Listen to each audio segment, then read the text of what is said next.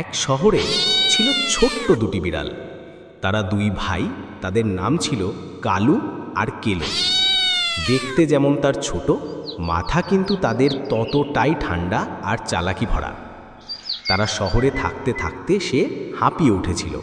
তাই একদিন কালু ব্যাগ গুছিয়ে রওনা দিল জঙ্গলে, অ্যাডভেঞ্চারের খোঁজে। জঙ্গলে ঢুকে সে শুনতে পেল একটা বাঘ নাকি চারদিকে ত্রাসের রাজত্ব কায়েম করেছে। কারো খাবার নিয়ে নেয়, কারো ঘর ভেঙে দেয়, সবাই তাকে দেখে ভয় কাঁপে। কিন্তু কালু ভাবল, এই বাঘটাকে একটু শিক্ষা দেওয়া দরকার। কলু সকালবেলা বাঘের গুহার সামনে গিয়ে ডাকে, ও বাঘ, সাহস থাকলে বাইরে বেরিয়ে আয়, তোকে মেরে দড়ি দিয়েই বেঁধে নিয়ে যাব।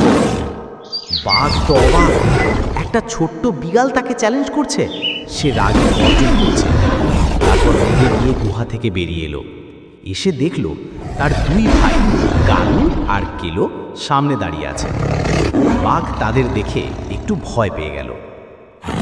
দুজনের মধ্যে শুরু হলো তুমুল মারপিট। কালু জানতো বাঘকে শুধু শক্তিতে হারানো যাবে না, চালাকি লাগবে। সে লাফ দিয়ে বাঘের পিঠে উঠে পড়ল, লেজে কামড় দিয়ে বাঘকে বিফল করে দিল। ঘণ্টাখানেক লড়াইয়ের পর অবশেষে বাঘ হাঁপিয়ে পড়ল, আর কালু তার দুই হাত দিয়ে বাঘকে গাছের সাথে দড়ি দিয়ে বেঁধে দিল।